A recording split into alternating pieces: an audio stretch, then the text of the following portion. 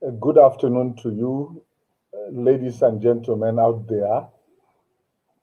Thank you for joining out, taking time to join today's broadcast. As usual, this is the Wednesday broadcast of Born to Lead, where all I do is make an effort to teach leadership and to um, custom our hearts to the relevance of leadership in our everyday living. Now, today I've chosen a good topic, which again, a topic because a number of people have talked to me about it, and I wanted to know the advantages that leadership provides to any society, to any human being, to any culture, and just name it. Wherever you go, leadership is exceptionally relevant, okay, to every society where you find yourself, be it a workplace, be it a family, just name it. All right. So today we're going to be looking at leadership advantage. We're going to look at three examples of a society and two people who, in spite of numerous disadvantages that confronted them, but because they were strong leaders or determined leaders to see to the end of the matter concerning their lives, they turn things around, and the whole world is seemingly enjoying one thing or the other from them. Okay, so we're going to be looking at these three examples, and that's what I intend to do today, just to paint out those three examples quickly and enable you see how valuable leadership is to your life and to my life. So, having come online and having agreed to be with me today, I would simply say a few things or commence today's training and teaching, and hopefully you will draw some lesson from it. So, we're looking at leadership advantage, like I mentioned earlier on, and like you can see on the screen. Okay. Um, there are a few things I would like to state just to position our hearts, to condition our hearts to the things that we're pursuing. First, you would see an account number on the screen, you see the name of the account, and so on and so forth. Born to Lead is going on TV and radio pretty soon. Somewhere, well, 2 weeks from now, actually. Born to Lead is going on TV and on radio. And so we're soliciting funds to be able to ensure that once we're on TV, we remain so long on TV. Okay? And for that purpose, we're coming out and soliciting funds from people, from parents, from friends, from well wishers, people who intend to render support in one way or the other. Now, there's no compulsion in this, but we will be excited if we get gifts from you, particularly gifts in terms of cash to enable us not just commence, but to remain on TV and on radio at the same time. So, what you're looking at is the account number, the account details of Born to Lead, and I'll plead with you to reach out to us, and we'll make an effort to acknowledge whatever comes and to let all of our supporters know. We know we have so many supporters out there, but this is the time to truly show that you are a supporter. So I walk on the streets, I meet people, and they say, well, you are doing a great job teaching leadership. And I follow you from time to time as time will permit. Now, I appreciate them and I thank you all for those comments. But this is the time to match action with words. All right? So please throw out your support to us as Born to Lead through the bank account, and then we'll not only start, but we'll make effort to remain on TV and on radio. Okay, I hear you already asking what TV, what radio. If you are in Nigeria, well, across the globe, it's on Equa TV. Equa TV is a terrestrial TV that broadcasts internationally, and you need a free-to-air satellite to be able to get Equa TV. Then we'll be on if you are in the Federal Capital Territory of Abuja, you are in Niger State, you are in Kogi State of Nigeria, you are in Nasarawa State of Nigeria, you are in Kaduna State of Nigeria. If you are in any of those states, it will be on Nigeria Info 95.1, 95.1 Nigeria Info Radio. So we would appreciate having gifts from you, monetary gifts from you, so that we can further this course and further teach the world what it means to be a leader. Thank you so much. So today, let's look at some basic information before we proceed. All right, some basic information just before we proceed regarding leadership. Now, you would note that I tried to define leadership and I said leadership is influence. This was the definition given by J. Oswald Sanders many years ago, all right, in his book, Spiritual Leadership. He, once I grabbed this definition of what leadership means, all right, I became restless. In fact, it is this definition that has made me to continually make an effort to spread the word of leadership. It's this definition that has inspired me over the years to continue to teach leadership as a topic and as a subject. Now, all of us are born leaders. Now, if leadership is influence, and a research by sociologists, again, many years ago, suggests that once you are able to live up to, I think, 50 years or thereabout, you would have been able to influence uh, somewhat more than 10,000 or 20,000 people. Okay? For me, that tells me that because all of us have the ability to influence each other, to influence people, to influence society, to influence the results, all right, or to influence circumstances, then it therefore follows that all of us are leaders. Every one of us is a leader. Now, you may not want to admit it, maybe because your society has told you something negative. Your society has tended to beat that out of you. But I will assure you again that you were born a leader. You know, many years ago, growing up as a kid, I had a disciplinarian father who virtually beat me for every small mistake, even things that I didn't consider as erroneous or wrong. He saw the wrong in them and he beat me. So at one point, I suffered with loss of self confidence. Okay, it was as if I could never do anything right. But eventually, I held my grounds, and somehow, because of a number of trainings I've gone through, because of my educational background, perhaps, I've been able to build up this self confidence to the extent that I'm able to do this teaching.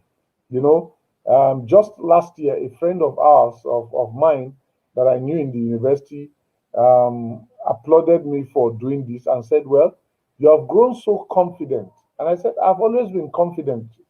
And she said, no, you may not have noticed, but while we were in the university, you were always shying away from public discussions. You were always, even though you were noisy, but when it came to critical decisions, you shied away from them.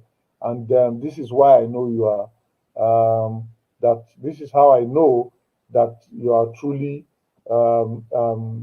you've grown confident. So, and I appreciated her for that. It was quite appreciative. And it meant well to me. So perhaps you are that kind of a person that has been so beaten by your parents or the society because you are dark, you have been laughed at for being dark, because you are skinny, They've said all sorts of things, and that has eroded your self-confidence. I like to remind you this hour that you were born a leader. Even the circumstance of your birth, okay? Even the circumstance of your birth says to you, or should say to you, that you were born a leader. Some have tended to disregard the circumstance of their birth, okay? And they've looked down at the circumstance generally, and that has taken away the confidence for them to raise their shoulders high and stand out as leaders. But let me give you one quick example. You know, when the male and female species of any, well, of humans, okay, when male and females have marital bliss, enjoy sex. And by the way, talking about marital bliss, just 2 days ago was my 18th year marriage anniversary. My wife and I have been married for 18 years, and as it seems and as it stands now, it looks like we still have some more 18 years to come to be together. And I'm hoping that we go further than that, as it were. And if you're not married, let me advise you, just seek for a God-fearing partner, and you will discover what marriage is. Marriage can actually be like heaven on earth. Well, that's by the way, as far as this marriage issue is concerned. But I was trying to point out the fact that when my wife and I have a child, and when we met, from within me, from my organ, I had discharged over 40 million sperm cells in search of one egg that my wife was in my wife, just for fertilization. Now, that whole race by 40 million sperm determined who was to be born. The strongest, the fittest, the most rugged, the one with the survival instinct was the one who reached the egg, and before you knew it, we had a child, or we have a child. So that's the circumstance of your birth also. So it's enlightening to know that even before you knew yourself, you had defeated over 40 million people in a competition that you didn't even know exist. But eventually, you became the winner in that competition. So that just to encourage you and let you know that you were born to lead. All right. Then, um, like I said, leadership makes all the difference. It was John Maxwell that said, everything rises and falls on leadership. Everything rises and falls on leadership. And everything just simply means everything. Nations, families, businesses, schools, individuals all rise and fall on leadership. A clear explanation to that is the fact that whatever you see on the outside is reflective of what kind of leadership is provided. So if you go to a family and it looks disorganized, just simply note that they have a disorganized form of leadership. When you go to a school and it looks properly and excellently organized, please just note that the school has been properly run by leaders. Okay? Very good, excellent leaders. That's what it means. So, leadership makes all the difference, whether to your life as an individual or to your community or society, as, as it may seem. Okay? So, having said that, let's look at some of the examples that we've got to discuss even at this hour. First, I'm looking at Israel's example. Israel is such a tiny nation, all right, found in on the shore of the Mediterranean Sea. Okay, it is about 290 miles, that's 470 kilometers So if you reside in Nigeria, and I'll use my immediate environment as an example, this simply means driving from the Federal Capital Territory to perhaps the borders of Katsina. All right, the borders of Katsina State. I'm not sure it's even up to that, but that's how far, um, that's how wide or large Israel is. In terms of width, it is like 135 kilometers. So, in terms of width, is shorter um, than being in Kaduna from the Federal Capital Territory in terms of width. In fact, I've had the privilege of traveling to Israel, and I discovered that in was it 8 hours or 5 hours, we were told you could drive. Yeah, I think it was 5 hours. You could drive from one end of Israel to the other. In 5 hours, you drive through from one border end to the extreme border end of Israel. That's how tiny this nation is. And just you can see the map on the screen. It is surrounded by over 200 million enemies. Okay, ever since Israel was formed as a nation in 1948, a number of people have been making effort to either destroy it or to obliterate it from the face of the map. Okay, and for that reason, the whole nation experiences certain disadvantages. Number one of the things I noted when I traveled to Israel was the fact that it rained. And when it rained, the weather was quite cool, and I was appreciative alongside other guys who traveled with me. And I began to ask, will it rain tomorrow? Will it rain the next day? And I was told this may be the whole and only rain for the whole year. And I was shocked because it basically, in comparison to Nigeria, that rain was drizzle as far as Nigeria is concerned. So it basically just drizzled for 2, 3 hours in Israel, and I was told that would be the whole, that would be the entire rainfall for the year. It was marveling to me. So for that reason, they suffer water scarcity. They're a desert town, they're a desert country, surrounded by other desert countries, of course, who are enemies. And like I said earlier on, they are surrounded by over 200 million enemies. Over 200 million. Israel also comprises of a mosaic of several ethnicities and religions.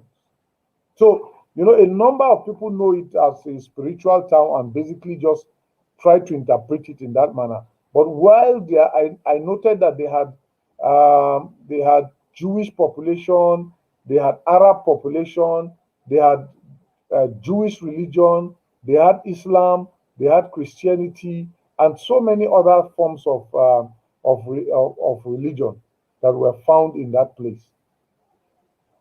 All these have not been easy to manage.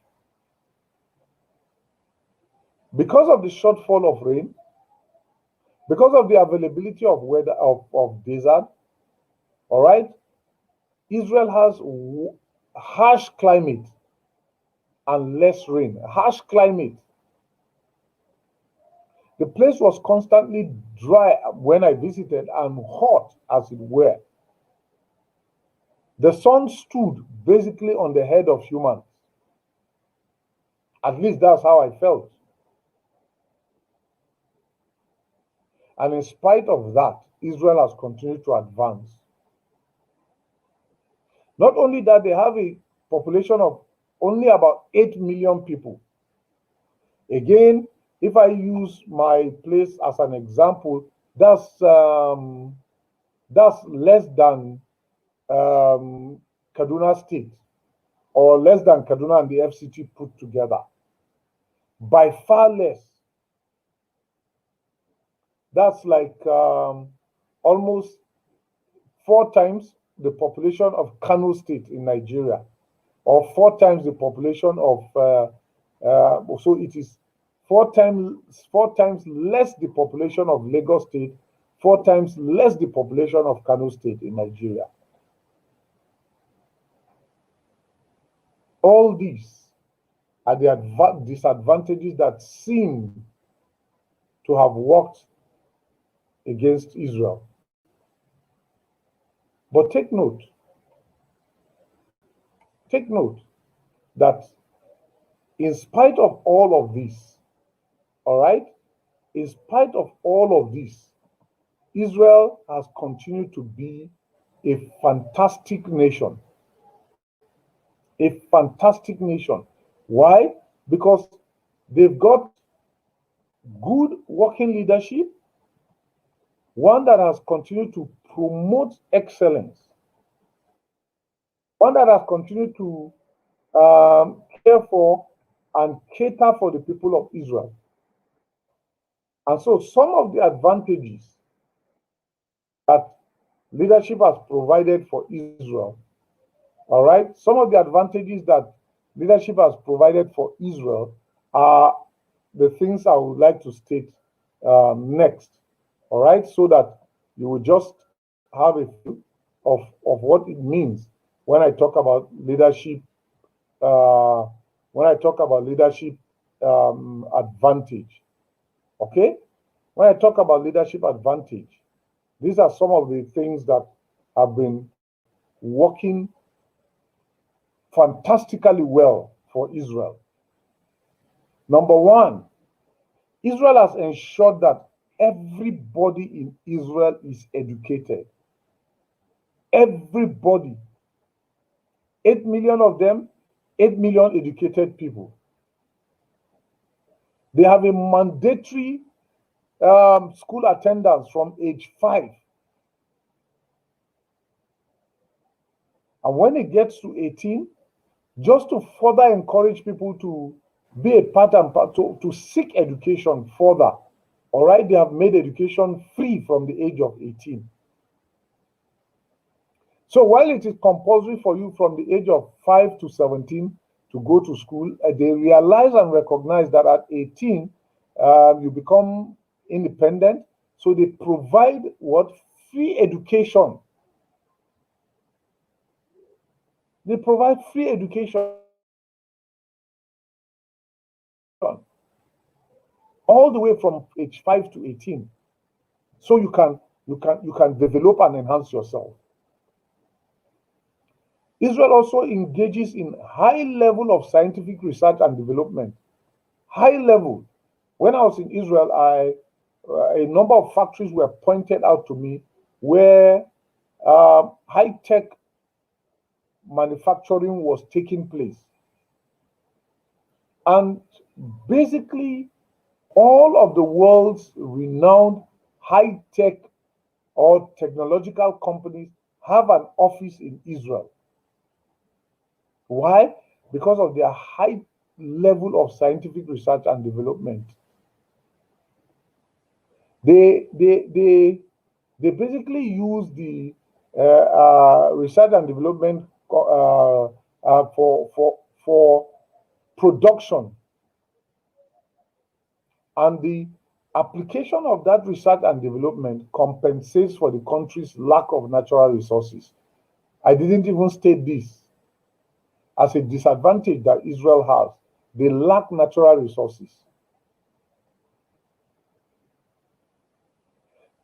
In spite of the fact that Israel is a desert land, they have so developed agriculture via technological research and advancement. They've so researched agriculture that 2.4 of their GMP and 2% of all of their exports are agricultural.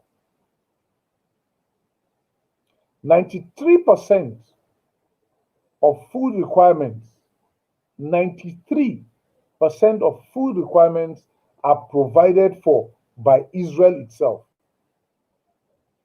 So they rarely buy things from outside. They just buy a few grains, corn, and so on and so forth. that will not cannot really grow in Israel. So just about 7% of their food consumption is what is imported into the country. What a nearly independent nation. And by the way, they have high security. So what should have been a disadvantage to them, they've all turned it around to become an advantage. And why? Because over time, they have consistently gotten good leaders. By the way, I hope you know that in Israel, everyone must do a mandatory 1-year military service. Everyone. So of the 8 million people, everyone who is an adult has gone through a 1-year military mandatory training. Because they are aware of the enemies that are around them. They are aware of the dangers that surround them and the tendency for them to be attacked. They are aware, and they've not taken or given anything to chance. So that's Israel for you. Now, through Israel, we know that good leadership empowers peoples and societies. Good leadership does not take from people, it gives to people. It empowers people. If it takes anything, it just requires the people's commitment. With good leadership, nothing also is ever too small. Nothing is ever considered wasted. In Israel, the bulk of water that is required, okay, is recycled. It's recycled water. So you wash dishes, you wash cars, you bathe, and so on and so forth. Israel collects the water and recycles it. So nothing is ever too small, nothing is ever wasted as far as the land of Israel is concerned. And this can only come by exceptional leadership. Now, every disadvantage becomes an opportunity. That's one thing again we're learning from Israel, that every disadvantage can be turned into an advantage. They are surrounded by over 200 million enemies, yet they have about the best intelligence network, the best security forces anywhere on planet Earth. They've turned their disadvantage into an advantage. This is something we learn from Israel's leadership. Yes, they have their internal squabbles, but it never spills over. We've also learned from Israel that every resource is maximized. Every resource is maximized. I have a number of, well, not that I know of a number of people who go around picking rubbish bins. And somewhere around my house, just some distance away from me, there's a place where these bins are basically recycled. So there are those who collect plastic materials, there are those who collect metallic materials, and so on. If you go to the yard and see what these guys are doing, you'll be amazed. Whatever product you use cannot be fully exhausted. You can recycle and do better things with them. And we learn this from Israel, that every material can be fully maximized. What else? Or what other example of leadership should we be looking at? Well, I had talked earlier on about soliciting for funders, supporters, just because of the TV program and radio program that we would be embarking on. I'm hoping that if you come across this account, you would, like we say in this part of the world, shake body. You do something helpful, something supportive, to ensure that we do not only just get on TV, but we remain on TV, we remain on radio for as long as time and life will permit. All right, so that's why we're pasting out this account so you can see and render your support as it were. Okay. Again, within the second week of March, we will commence the process for when I say commence the process, I do not mean we would start thinking of it. No, we've finished all the thinking, we've done our conclusions, we've contacted stations, we're just waiting to kickstart the process or the programs as it were. Okay, so the next person or the next leadership example I want us to look at is that of Ernestine Shepard. Ernestine Shepard is a trainer, a professional model, and a competitive bodybuilder. Now, you see her age. She was born in 1936. 1936. But let me surprise you. She's still alive. She's very much still alive. That means she's about 85 years old as I speak. Not only is she alive, but she's still bodybuilding. She's still exercising. She's still keeping herself very fit. She runs several gyms. Several gyms. Now, as at the year 2010, the World Guinness Book of Records declared her as the oldest performing female bodybuilder. And you know that when the Guinness Book of Records says a thing, they mean it. It means they've gone around the world, they've done their research, and have discovered that nobody is older than her doing what she's doing. This is interesting to me. Okay? At this age, a number of people would have given up. At her age, a number of us would have surrendered. And you know, just at the moment, there are so many people who are by far younger than her who have given up. But Ernestine Shepard has shown great mentality to continue to be exercising up to date at the age of 85. What are some of the things that had worked against Ernestine Shepard? By the way, I got to know about her many years ago, about 5 years ago. When I say many, I just mean about 5 years ago. I got to know about her, and I've done some study on her. And every day I read about her, I get tripped, I get thrilled. Just looking at the slide and seeing her body, you know what it means for an 85-year-old woman to still be working her body. It just tells you that there is no limit to what you can do with this body. Some of the things that have worked against her as a way of disadvantages that she's turned around is the fact that she grew up never liking sports or exercise. Never. At the age of 56, she was very sedentary. In other words, she was just a secretary, referred to as a slug, who had never worked out in a day in her life at the age of 56. All she needed to do was get up in the morning, dress up, go to work, sit as a secretary, close from work, come back home, sit also. There were remotes and all sorts of gadgets available to her.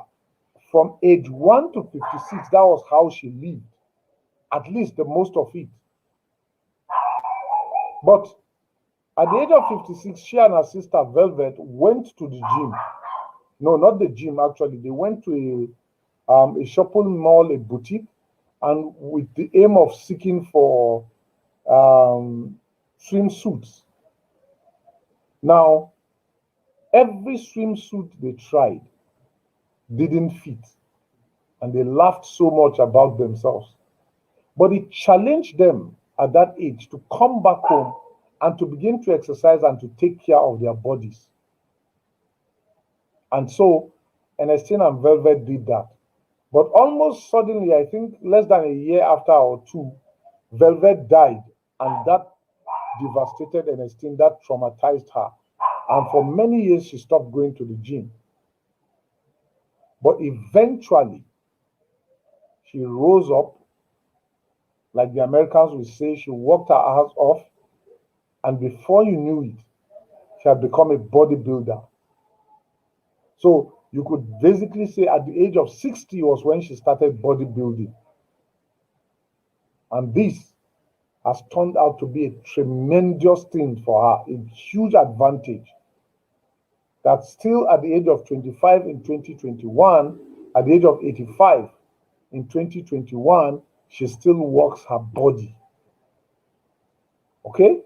What are some of the things that she has turned to be advantages to her? These are her leadership advantage. Just by the way, remember, we're talking about leadership advantage today and the ways in which people have turned things around just by using leadership. They've turned their lives around just by using leadership. So at age 85, Ernestine, well, has this as a leadership advantage. One was that she started slowly and built her body step by step. I know of people who just get up and think that when they see 6-pack or 8-pack on people's chest, that they can actually build that up in 1 week, 2 weeks, or 1 month. But let me categorically say you can't even build that in 1 year. It's a gradual process. She was patient to do it. Patience is a virtue that she has. She gets up right now at 4 a.m. to go 10 miles run. 10 miles, that's 5 kilometers every day. She does that constantly, even at the age of 85. And weekly, she runs about 80 miles. She competes in 5K and 10K races. She's highly disciplined and committed to what she does and very focused at exercising. What you see on the screen, that picture was taken when she was, I think, 78 years old or thereabout. And you can imagine a 78-year-old woman looking the way that she does. It's a huge advantage for leadership that you are never stopped by whatever you want to do. For her, leadership is about personal training and gradual conditioning. Like I said earlier on, excuse me, you cannot attain all of your strength in 1 day. No. In fact, that's why John Maxwell says leadership is a daily thing. Success is a daily thing. It's not an event, it's not a 1 day thing. So you've got to constantly develop yourself, read every day if reading is what you are pursuing, if intellectualism is what you want to attain. Read daily in piecemeal, and eventually all that you read will sum up to be something great and big. She understands the value of nutrition. She takes lots of supplements. For some of us at the age of 45, 55, we still don't even know what food we should be taking and what we shouldn't be taking, and how we should take it and when we shouldn't even take it. Ernestine loves to rest. She rests her body adequately. For those of us who are workaholics, so to speak, you've got to find time to rest. Your brain needs rest, your body needs rest. She has a positive attitude about anything and everything. So what seemingly is a disadvantage, she takes it from the positive perspective. All things eventually, all right, will turn out to be good if only we see them from a positive perspective. She's never in a hurry when things seem slow. She has great vision because she knows where she wants to go to. She knows what she wants to do at any point in time. And her life mantra is determined, dedicated, disciplined to be fit. Again, we could do a whole session about her life mantra. Determination, dedication, and the discipline to be fit. You may think that these things come easy for her. No, it's because she's determined. It's because she's dedicated. It's because she has the discipline to be able to wake up early to do what she does.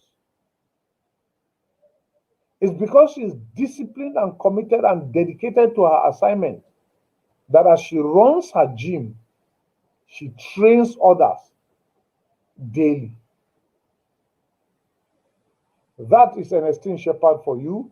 And just in case you are determined to continue exercising, use Ernestine Shepherd as an example for your life, and you see how your leadership will improve. Let me pause at this point to say, earlier on I had mentioned that Born to Lead is going to radio and television. We're going to commence some sessions. Hopefully,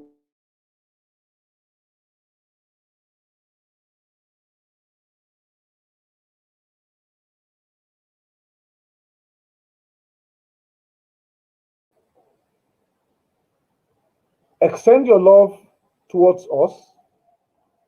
Extend your hand of fellowship, as it were, to enable us not just be on TV and radio, but to continually be on TV and radio. That's the essence for which this account is on the screen at the moment. Okay? Lastly, let's talk about Colonel Sanders. The name Colonel was given to him, of course, as a title or a nickname by the Kentucky governor in 1965 or thereabout. So, but it's become a part and parcel of his name. He was born in 1890 and died in 1980, which means he lived for 90 years. And that's what leadership does for you. Keeps you healthy.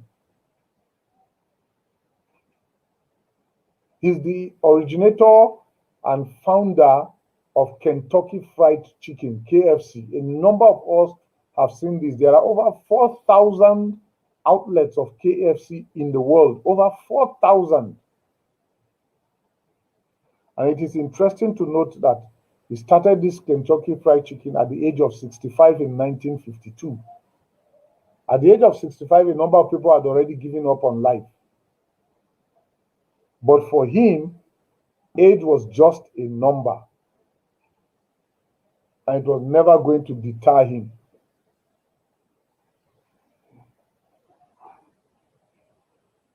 Some of the things that have worked as disadvantages are the fact that he lost his father at the age of 6 and had to start cooking for his siblings at the age of 10. But for me, that has turned out to be an example, or that has turned out to be the reason why he became a good cook. It was similarly a disadvantage. It was similarly troubling for him. But he's turned around what seemingly is a disadvantage to an advantage. Not only did he begin to cook for his siblings at that very young age, but he also picked up jobs, several jobs from age 10. He was a farm boy, he was a streetcar conductor, he was a railroad fireman, he was an insurance salesman at one point of his life or the other. He kept doing all the jobs, in quote, odd jobs to keep himself alive and to keep his siblings alive. Because of the depression of the time, even his mother needed to work 2, 3 jobs, and they rarely saw her at home. As at when he was growing up, the depression was biting hard, money was hard to come by, and everything seemed to have worked against him. But he turned it around. He turned it around. What does he have as a leadership advantage? Now, Sanders was an aggressive marketer, very aggressive. So aggressive that at one point, his competitors took him to court because of the adverts that he was placing. He was painting walls and doing all sorts of things just to ensure that the chicken sold. And of course, he made lots of money from it even before he died. So he started making money at the age of 65 and died at 90, which meant that he had spent another 25 years enjoying the wealth that he didn't enjoy from age 1 to 65. He is a resilient person, committed and very hopeful. He never entered a venture until he was hopeful of a good result. And once he entered, he was committed to it. Even if it were sinking, because of his resilience, he stood firm under whatever pressure. And of course, eventually, he did pretty well with his life. So those are the leadership advantage as coming from Colonel Sanders, the founder of KFC. For him, leadership is resilience. Resilience is the ability to not only endure, but while enduring, to be very creative. That's what resilience means. Such that whatever opposition, whatever challenge comes against you, you are constantly thinking and recreating yourself, recreating your ideas. Colonel Sanders was quite resilient. He persevered through all odd times. Imagine having a 6-year-old boy becoming the caretaker of his siblings and the family. He worked as a fireman, he worked as a conductor, and so on and so forth. All these were tough times for him, but he held on to it strongly. At one point, he suffered within the Great Depression, and his perseverance showed.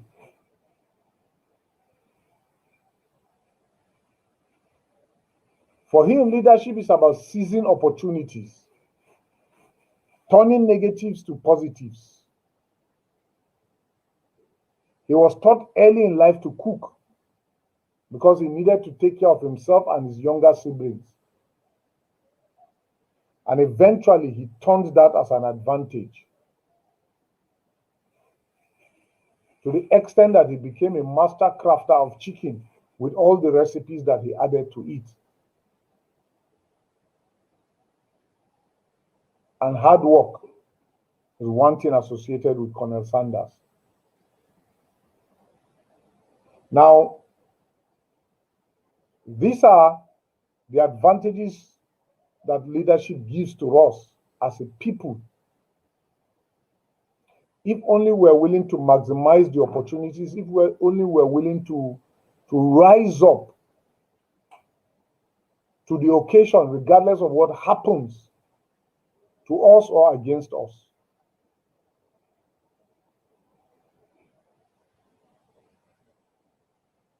You must determine to be a good leader. You must positively have a positive attitude. You must seek opportunity in every problem that comes your way. And you must be firm and committed to the task and the assignment that comes your way. Finally, you must pursue and develop leadership. You must pursue and develop leadership. The essence for which we're doing what we're doing is to encourage you to be a true leader. It's to encourage you to unleash the potentials that are buried in the inside of you. It's to encourage you to dig deep and take full advantage of the things that come through leadership. Thank you so much for your time, and thank you for the day. I'm hoping that this challenges you to never faint at your place of weakness and to constantly rise up regardless of what wind blows against you. Thank you, and do have a great day, even as I end this broadcast at this moment. See you next week, Wednesday, 1 p.m. West African time, even as we discuss another topic. Thank you.